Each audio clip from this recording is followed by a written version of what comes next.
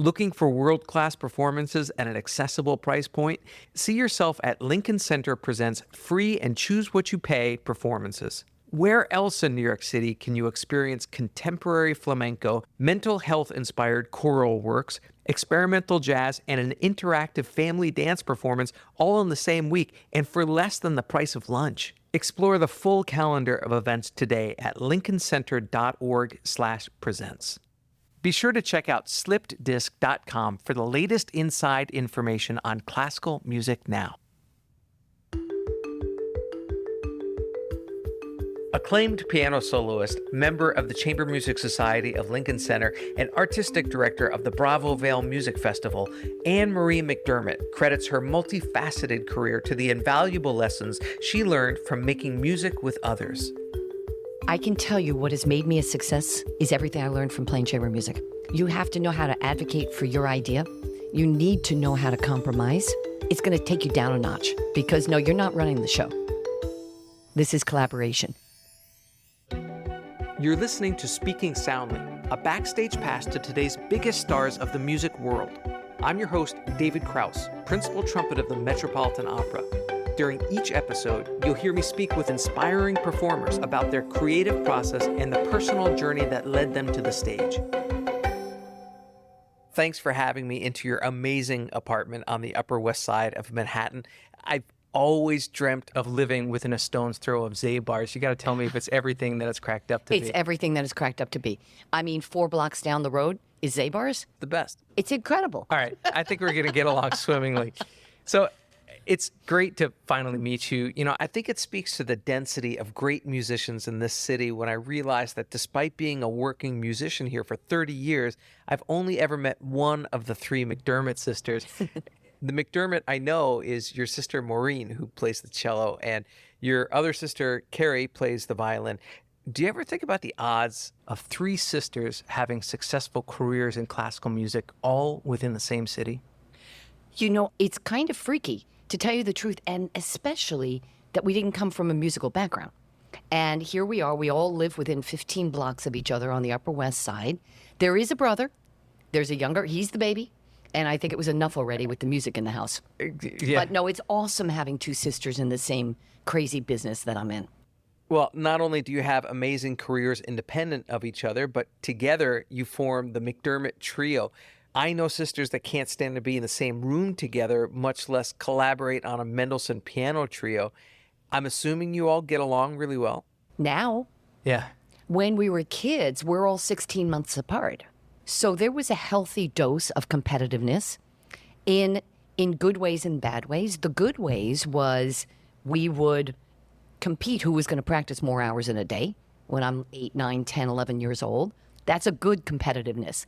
But very often with 3, when we're in those teenage years, it'd be 2 against 1. The good news is it was constantly shifting around, the 2 against 1. But you have to go through that and go through that rub, so to speak. Now, since we've been adults, if you can call us that, we are the closest of friends and support systems for each other. No, that's nice.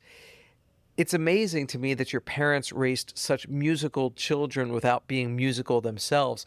How did music and the arts in general factor into your household growing up in Long Island? It's a great question.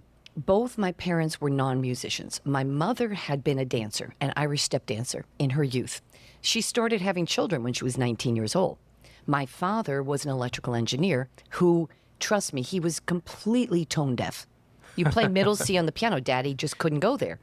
And so my mother, maybe the most inspiring person I've ever known in my life, she had a philosophy with raising her kids to expose us to everything.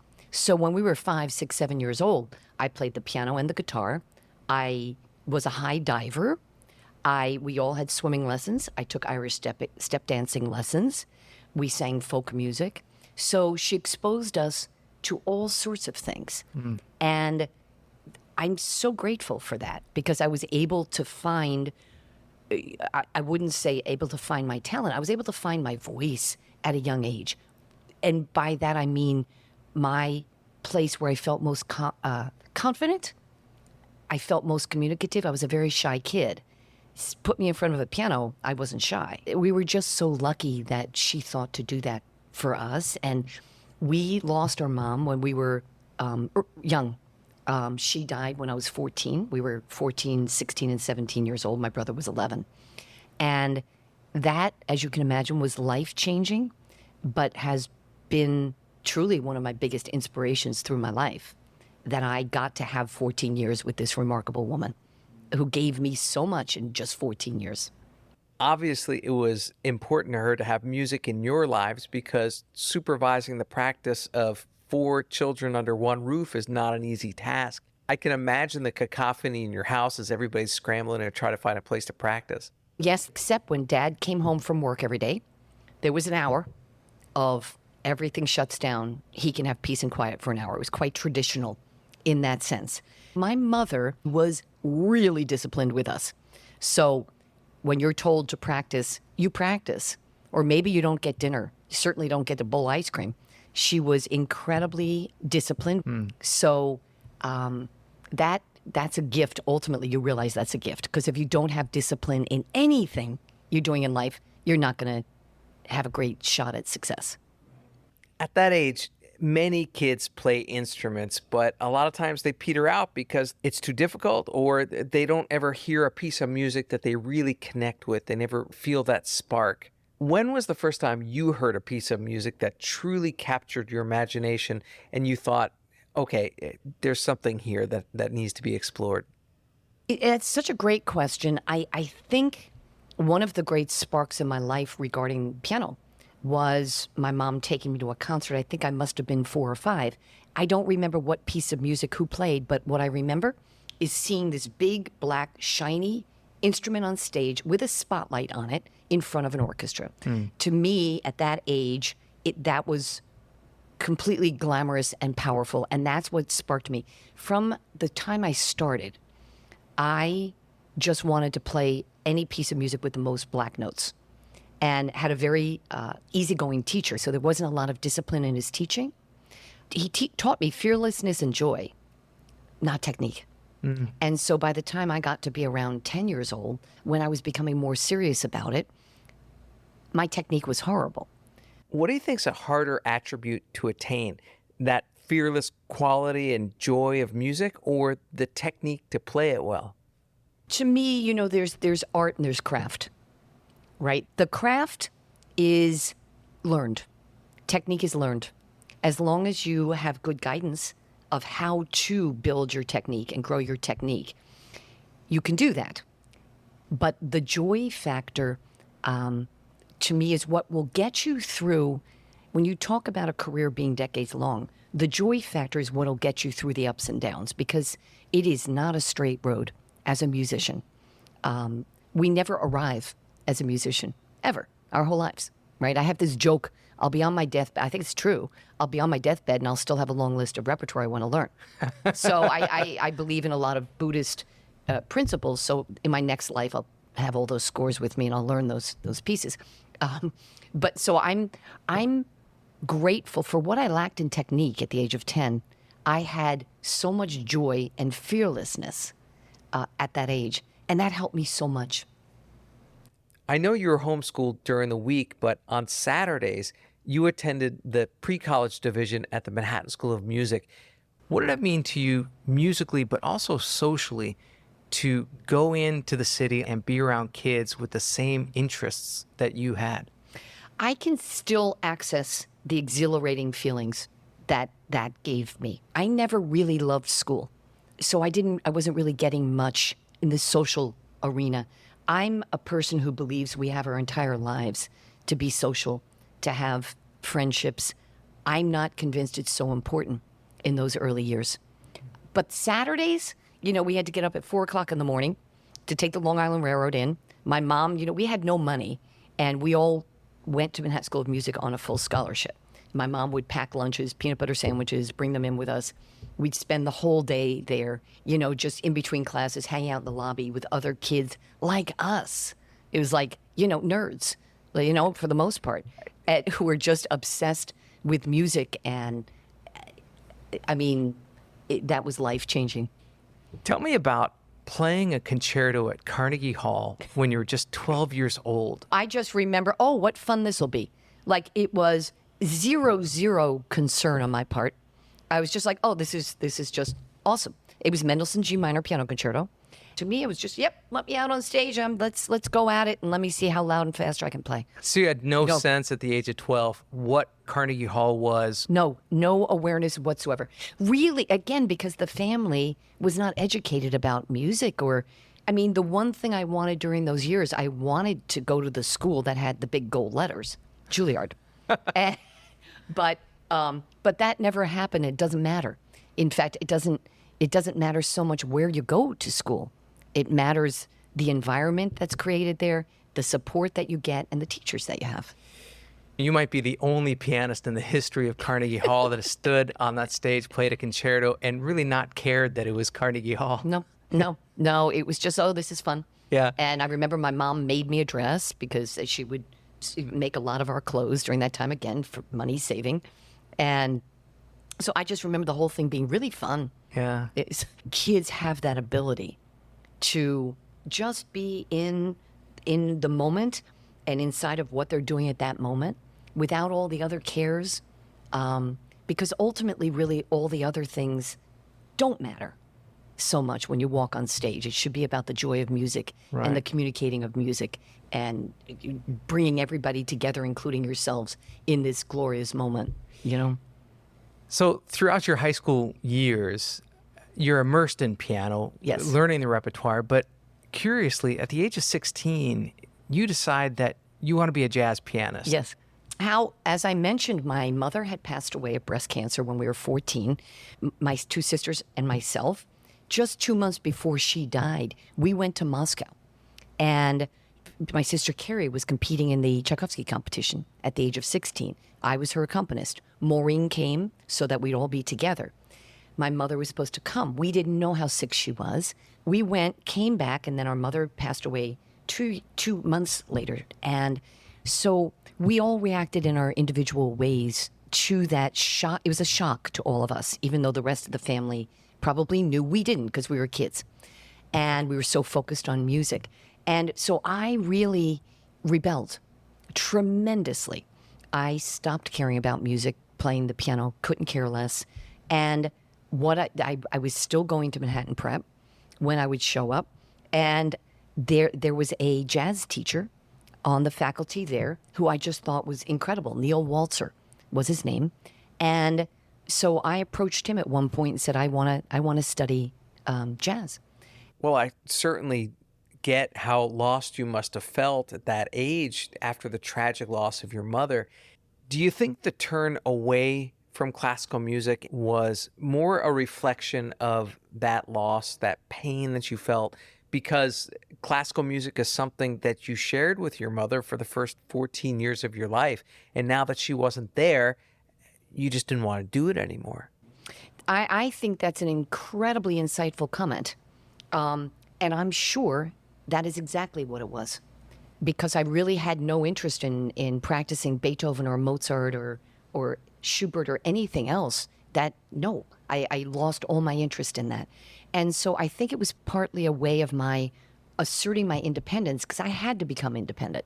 I had zero money. When we left the house, my father's philosophy was, you're not getting any more money. So what I did on top of studying jazz was I accompanied everybody on the planet Earth for any audition, any recital, and learning. I remember one time a cellist, I don't remember who it was. And this is around that same time when I'm 16, 17. A cellist said to me, his pianist canceled, who's playing Rachmaninoff cello and piano sonata, like 3 days later. Which is a very complicated work. Incredibly difficult. You might say that the piano part is equally, if not more challenging than the cello part. Well, being a piano player, I would say it's twice as hard, right? It's 1,000,000 notes. And the recital was 3 days later. Would I do it? Yes. I still had the fearlessness. Yes, I had to earn money. So I did it. I learned it in 3 days.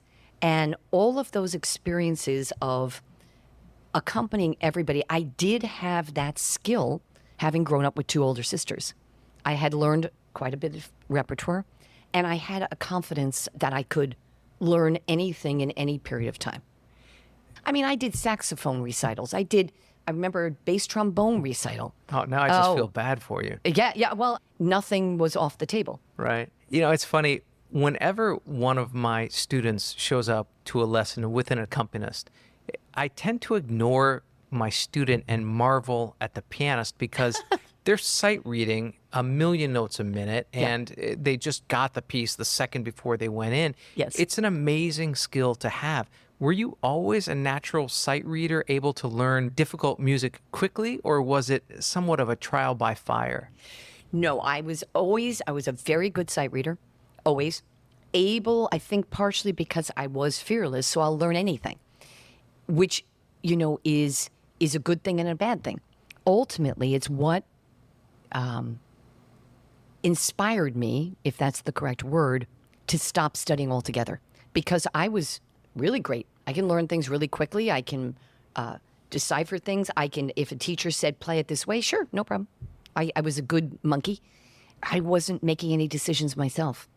I was just, oh, you want me to play it like that? Sure. And that started to then make me crazy because I was like, wait, who am I in this process? I'm obedient. I can follow orders, but what am I bringing to this? And that's what ultimately inspired me to go a different path. So I'm really happy to be speaking with a great pianist like yourself because there's an aspect of the piano that mystifies me to no end, and I want to ask you about it. I don't get how pianists can sound different than other pianists when you're all banging on the same wooden box with hammers and strings. Like, you could take 100 mediocre pianists playing the same thing on the same piano, and they're going to sound pretty identical, but you could take 3 great artists, and they can sound radically different from one another. Yes.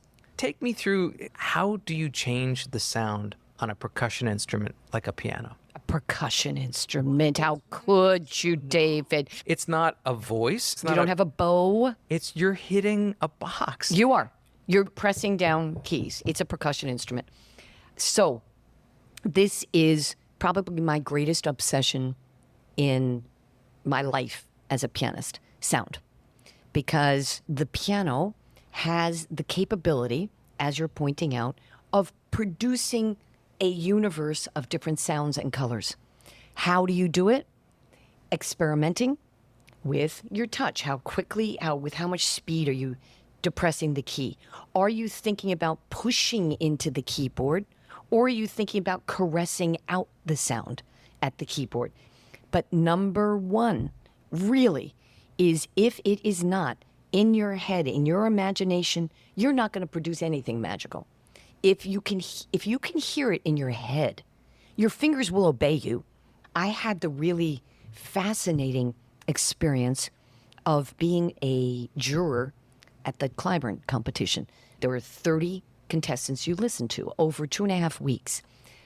What was astonishing to me is a pianist would walk out, sit down at the piano. Within, I'd say, 1 minute, you can tell whether they care about sound. Really. Or whether they're just playing the piano. I want to ask you about a high honor you received just last year when the Manhattan School of Music decided to give you an honorary degree. Now, I know that you went there for college, but is it true that you never graduated because you got kicked out? I got booted. I still have the letter. And I deserved it. I just didn't show up for anything, David. I didn't show up for any classes. For one thing, I was quite busy. I was accompanying everybody. That kept me very, very busy. And I still didn't have a place to live. I would stay with one friend for 3 or 4 months, another friend 3 or 4 months. I just didn't show up for stuff. I didn't show up for half of my piano lessons with Constance Keene, who was my teacher. And so at a certain point, I received a letter that you're dismissed from Manhattan School of Music. Life is such an amazing journey, right? The twists and turns all of our lives take. Ultimately, it helped save me that happened. It was eye-opening. It was pretty shocking at the time it happened. I wasn't even that upset. I was like, fine. I won't go to Manhattan School of Music. This way I don't even have to pay money to go. So when I actually received the invitation to receive this incredible honor, I said to the president at the time. I called him. I said, forgive me, but is this a joke? Receiving my doctorate? I don't even have a high school diploma. But now I have a doctorate. I actually couldn't resist. It's hanging on my wall right behind my piano. And I'm so impressed that anybody, you don't know when you're a musician, you're going along concert to concert, year after year. Is anybody really paying attention? And to get an honor like that, it's like, yeah, I guess people have paid attention along the way. I think it's safe to say people have paid attention because you have a remarkable career, not only as a member of the Chamber Music Society of Lincoln Center, but also as a piano soloist, and for the last 15 years, artistic director of the Bravo Vail Music Festival out in Colorado. How does your work as a performer influence and inform the decisions you have to make as an artistic director of a festival?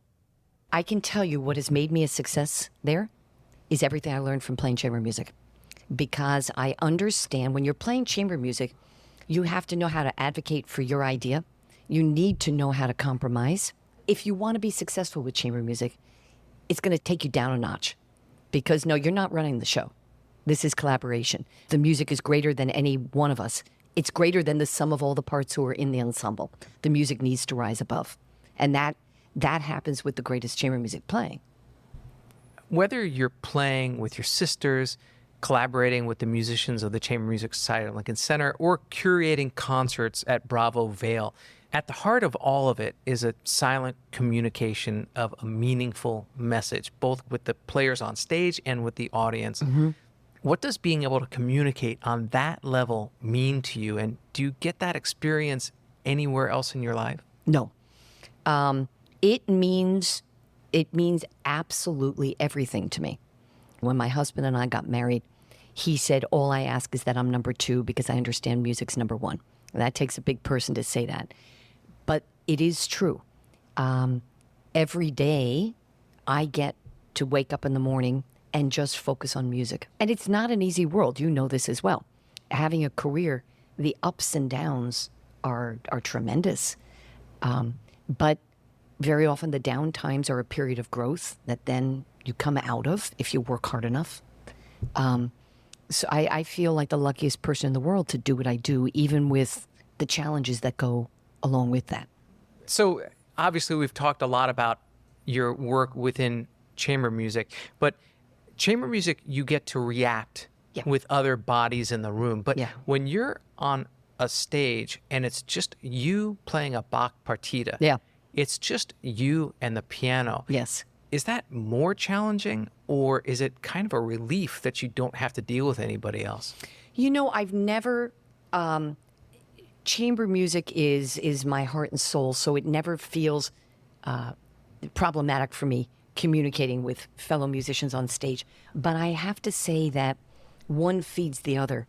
And the solitary experience of being out on a stage alone, playing solo Bach, I would say it's harder because you're not communicating with anybody else on that stage.